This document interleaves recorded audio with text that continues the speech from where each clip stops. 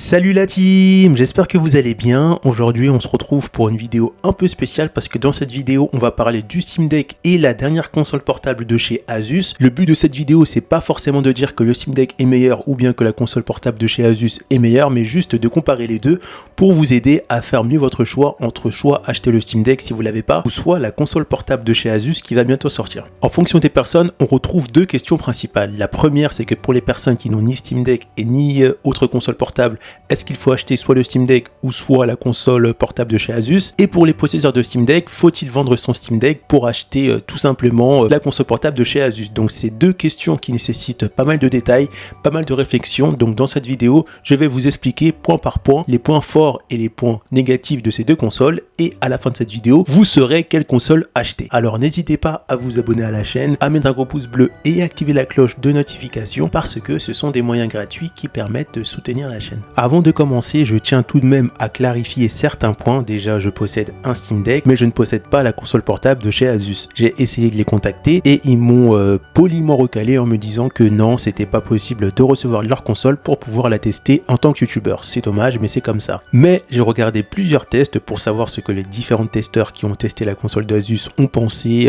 les points positifs, les points négatifs de la console, les avantages, etc. Et grâce à ça, je vais pouvoir répondre à ces deux questions principales. On va commencer avec l'ergonomie des deux consoles, du Steam Deck et de la dernière console de chez Valve. Donc déjà, si on parle en termes de poids, le poids de la console de chez Asus est plus léger que le Steam Deck. Même si c'est un peu plus léger, vous allez me dire que c'est pas beaucoup, mais sur une longue session, croyez-moi que si la console est un peu plus léger, ça va vous soulager et ça vous allez sentir. On va parler un peu du gabarit de la console. Donc si on compare le Steam Deck avec la console portable de chez Asus, on sait que déjà un Steam Deck c'est vachement imposant parce que si on compare ça à une Switch, c'est déjà vachement imposant le Steam Deck. Et si on compare le Steam Deck avec la console de chez Asus, la console de chez Asus va être quand même imposante, mais un peu moins imposante que le Steam Deck. Après, vous allez me dire que un peu moins imposante, c'est rien. Croyez-moi que l'épaisseur en moins, que la largeur en moins de l'Asus ROG comparé au Steam Deck va vous être utile, même si c'est un tout petit peu moins. Maintenant, on va parler un peu des contrôleurs du Steam Deck et de la console d'Asus, même si je ne l'ai pas prise en main, mais déjà esthétiquement, quand je vois la console, il y a des points positifs pour la console d'Asus et malheureusement des points négatifs qui vont faire que je vais sûrement préférer les contrôleurs du Steam Deck si jamais j'aurai la console, mais pour être sûr, bien évidemment, il faudrait que je teste. Déjà, si on regarde les contrôleurs de la console d'Asus, ça a l'air plutôt pas mal. On retrouve un peu les boutons d'Xbox, YX, c'est plutôt pas mal. En plus, cette console a un partenariat avec Xbox, du coup, c'est plutôt pas mal. C'est-à-dire que quand vous achetez la console, je crois que vous avez des mois de Game Pass gratuits. Mais le problème au niveau de ces contrôleurs, c'est qu'on retrouve deux analogues avec un autre bouton pour les directions et on retrouve 4 boutons à l'arrière, plus encore 2 boutons toujours à l'arrière mais vers le milieu. Le premier point négatif déjà, c'est je ne comprends pas pourquoi mettre du RGB sur les deux analogues. Oui, certes, ça va faire joli, mais au bout d'un moment, ça va vite être lassant et on sait très bien que le RGB, même si ça va avoir un impact minime sur la batterie, ça va participer à diminuer la batterie plus rapidement. Même si on peut le désactiver, je ne comprends pas que sur cette console on nous fasse payer le RGB alors que franchement le RGB sur une console portable c'est vraiment le dernier point qui va intéresser les gamers. Donc pour moi ça c'est pas quelque chose d'essentiel. Autre point qui m'a déçu, c'est l'absence de pavé tactile. Sur le Steam Deck on retrouve un pavé tactile. Certes au début je l'avais, je m'en servais pas beaucoup, mais je me suis rendu compte qu'au fur et à mesure ce petit pavé tactile peut s'avérer être très utile parce que déjà sur les jeux sur PC qui fonctionnent uniquement souris ou clavier souris, je peux très bien prendre le pavé tactile pour simuler une souris et croyez-moi c'est plutôt efficace. Après ça va pas forcément être efficace sur tous les jeux, mais le pavé tactile peut déjà servir pour ça et pour plein d'autres choses, mais pour l'instant j'ai pas trouvé d'autres fonctionnalités. Donc c'est quand même assez dommage que sur une console type Asus, on ne retrouve pas ça. Et pour finir, la dernière chose que j'ai ajoutée, c'est qu'on retrouve quand même 2 boutons supplémentaires à l'arrière sur le Steam Deck que sur la console d'Asus, parce qu'on a les 4 du haut, plus les 2 au milieu de la console d'Asus, alors que sur le Steam Deck, on a 4 boutons derrière et encore 4 en bas de l'appareil, mais toujours derrière. Ensuite, on va parler de l'autonomie de la Asus ROG comparée à l'autonomie du Steam Deck en termes de batterie. Déjà, ce qu'il faut savoir, c'est que le Steam Deck en version usine, il peut aller au maximum à 15 watts pour avoir le maximum de puissance dans vos jeux en version usine sans modifier quoi que ce soit. En revanche, la console portable de chez Asus, elle a différents modes qui sont déjà mis d'usine. Elle a le mode silence à 9 watts, le mode performance qui est équivalent à la puissance du Steam Deck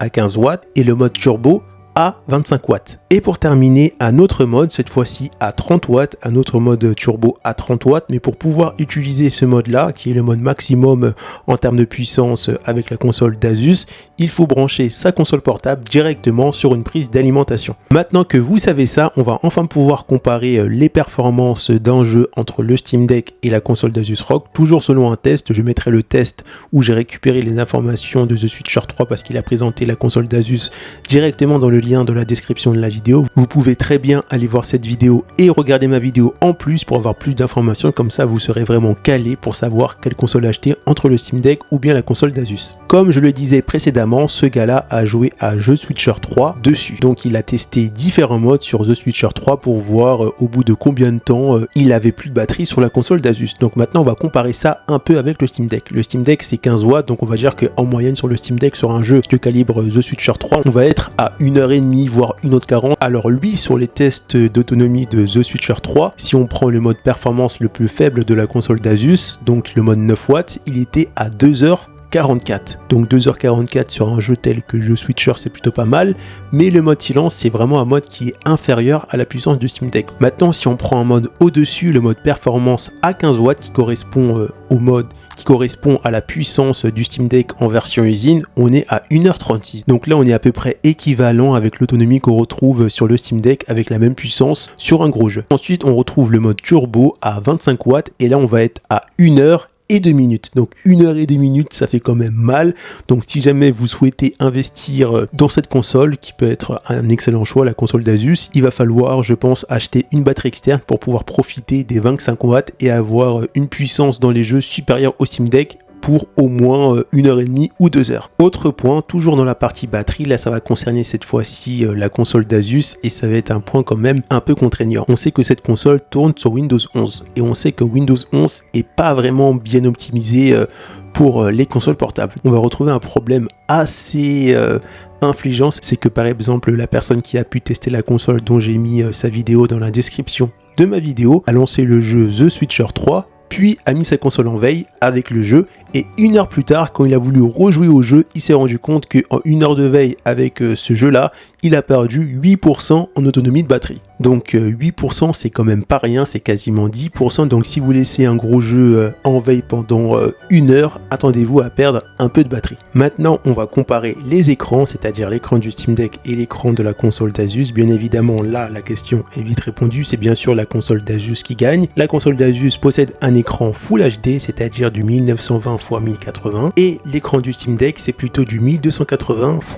800. Par contre, une petite question me vient à l'esprit. On sait que la résolution d'écran de la console d'Asus est supérieure à la résolution d'écran du Steam Deck, mais ces deux écrans ont exactement la même taille, c'est-à-dire que le Steam Deck a une taille d'écran de 7 pouces et c'est pareil pour la console d'Asus. Et ma question est la suivante, vu que ces deux consoles ont exactement la même taille d'écran mais une résolution différente, c'est est-ce qu'on sera capable de voir bien la différence entre la résolution du Steam Deck ou la résolution de la console de chez Asus sur une taille d'écran de 7 pouces? Ça, je ne peux pas répondre car je n'ai pas malheureusement la console de chez Asus en main, mais c'est une question que je me pose. Par contre, l'avantage chez la console d'Asus, c'est que si on joue par exemple en 1080p, on aura toujours plus d'FPS, c'est-à-dire plus d'images par seconde que par rapport au Steam Deck. Et surtout sur écran externe. Si on joue sur écran externe, parce que avec le Steam Deck, on peut jouer également sur écran externe, et qu'on joue par exemple en 1080p, on n'aura pas forcément beaucoup d'FPS sur le Steam Deck, alors que chez la console de chez Asus, on aura toujours plus d'FPS. Donc même si on voit pas trop de différence entre la résolution du Steam Deck et la résolution de la console de chez Asus sur un écran de 7 pouces, un point positif chez la console d'Asus, c'est que si on abaisse un peu la résolution de l'écran pour se rapprocher de la résolution d'écran sur la console d'Asus,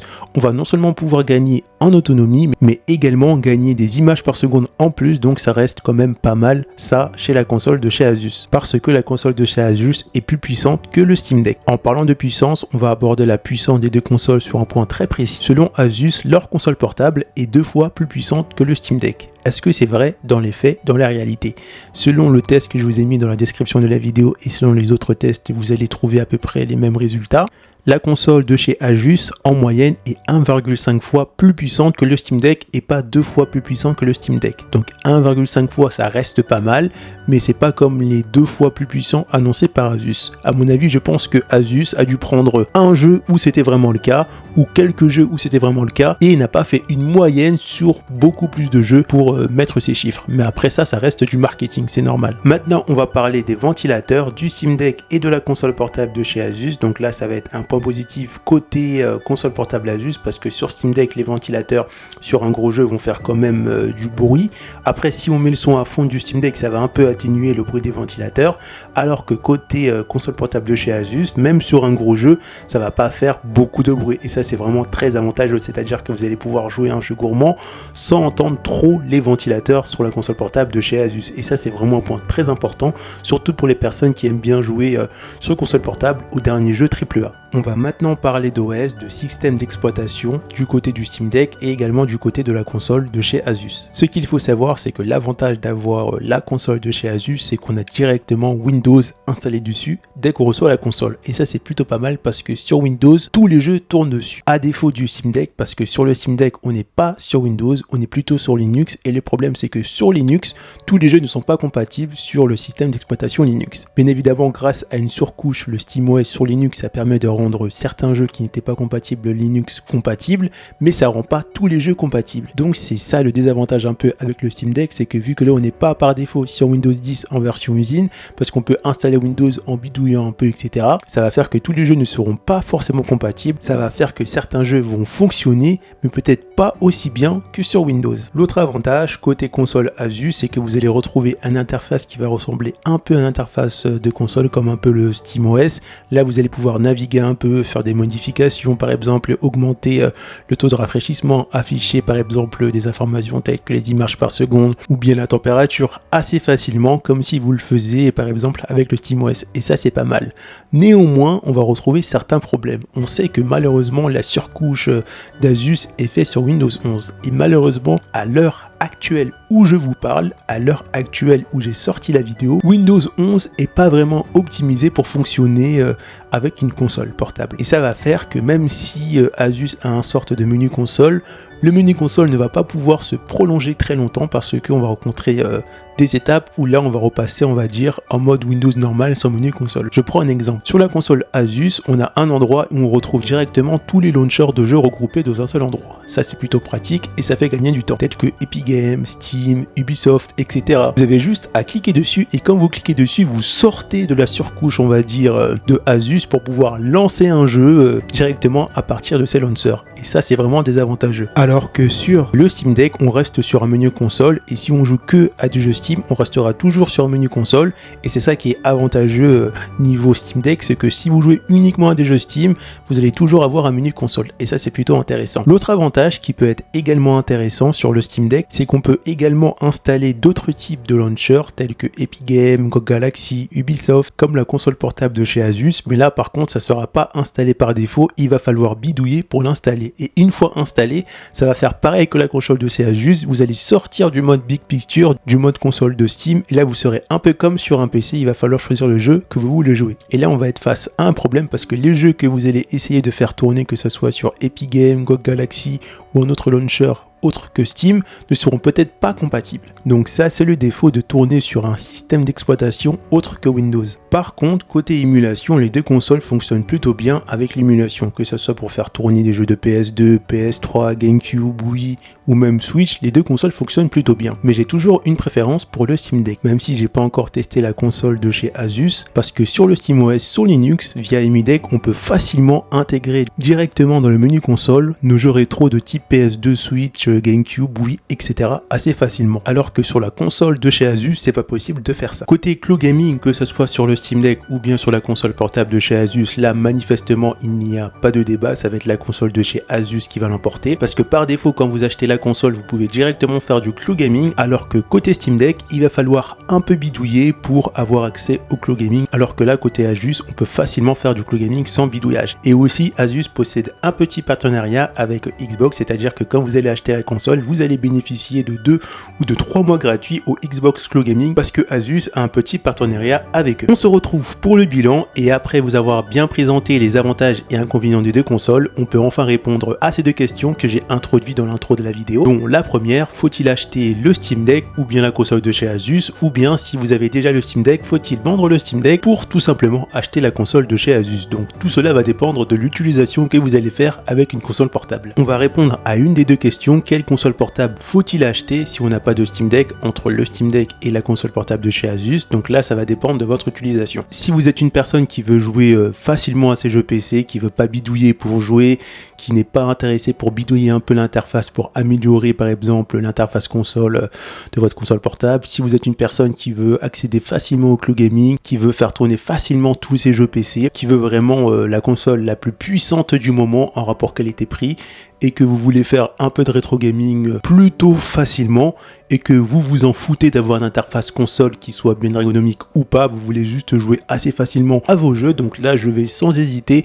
vous conseiller d'aller plutôt chez la console portable de chez Asus parce que c'est la console actuellement qui va répondre le mieux pour votre type d'utilisation. Et l'avantage de cette console, comme je l'ai dit précédemment, c'est que sur l'écran de cette console portable, vous pouvez très bien abaisser un peu la résolution pour vous rapprocher de la résolution d'écran du Steam Deck pour améliorer l'autonomie de la batterie. Néanmoins, si vous êtes bidouilleur, si vous voulez vraiment le meilleur rapport qualité-prix, si vous êtes vraiment une personne qui aime bien bidouiller pour avoir des choses en plus, améliorer l'ergonomie de la console, améliorer l'interface graphique de la console, améliorer le menu de la console, rajouter plein de nouvelles fonctionnalités à votre console portable pour améliorer l'expérience, je vais vous conseiller d'aller plutôt vers le Steam Deck parce que déjà elle est moins chère. Si vous prenez la version la moins chère du Steam Deck et que vous remplacez le disque dur interne du Steam Deck, vous allez payer beaucoup moins cher que la console de chez Asus, mais malheureusement cette console sera moins puissante que la console de chez Asus. Si vous êtes une personne qui veut faire tourner les derniers jeux avec une puissance qui soit un peu inférieure à celle de la console portable de chez Asus, le Steam Deck peut être vraiment très intéressant parce que le rétro gaming peut être facilement implémenté sur le menu principal console du Steam Deck. On peut faire tourner les derniers jeux avec plus ou moins d'FPS, même si ça reste 1,5 fois moins puissant en moyenne que la console portable de chez Asus, et Valve commence à acquérir pas mal d'expérience qui améliore petit à petit l'expérience console portable sur Steam Deck. Pour finir, on va répondre à cette deuxième question, faut-il vendre son Steam Deck pour acheter la console portable de chez Asus? Alors si vous êtes une personne qui veut avoir le meilleur rapport qualité-prix en termes de puissance en console portable, si vous êtes une personne qui veut facilement faire tourner vos jeux PC, si vous êtes une personne qui veut facilement faire du cloud gaming, si vous êtes une personne qui n'est pas trop exigeant en termes de l'ergonomie du menu console, si vous êtes une personne qui n'aime pas bidouiller, par exemple améliorer l'interface gaming en implémentant plein de nouvelles fonctionnalités telles que ajouter une musique pour chacun des jeux ou changer les icônes du menu console ou changer l'animation de démarrage, en fait rajouter plein de nouvelles fonctionnalités en bidouillant pour améliorer petit à petit votre utilisation de votre console portable, ou bien rajouter vos jeux rétro gaming directement dans le menu console et que vous voulez juste une console qui vous permet de jouer facilement à vos jeux et qui soit quand même plus puissante que le Steam Deck. Dans ces cas-là, je vais vous conseiller sans hésiter d'aller directement du côté de chez Asus pour acheter leur console portable. Par contre, si vous êtes une personne bidouilleur qui veut vraiment avoir le meilleur en rapport qualité-prix, même si c'est un peu moins puissant que la console de chez Asus, comme je l'ai dit précédemment, vous pouvez opter pour la version la moins chère du Steam Deck et ensuite changer le disque dur interne du Steam Deck pour mettre un disque dur avec plus d'espace et payer moins cher et avoir une console portable moins chère que celle de la console de chez Asus. Et vous avez également la possibilité de personnaliser l'expérience gaming en profondeur comparé à la console d'Asus, c'est-à-dire changer les icônes, rajouter des fonctionnalités en plus,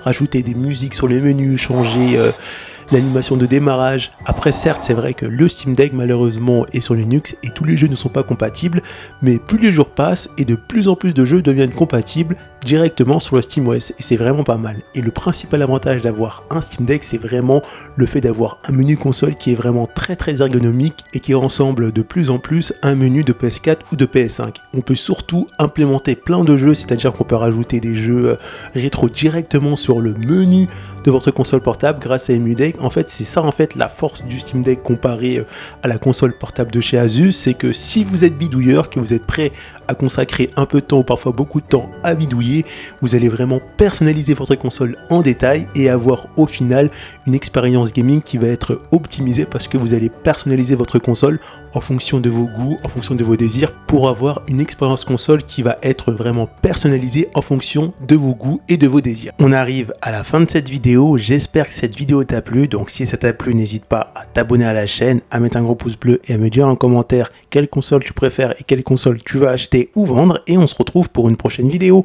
A plus la team!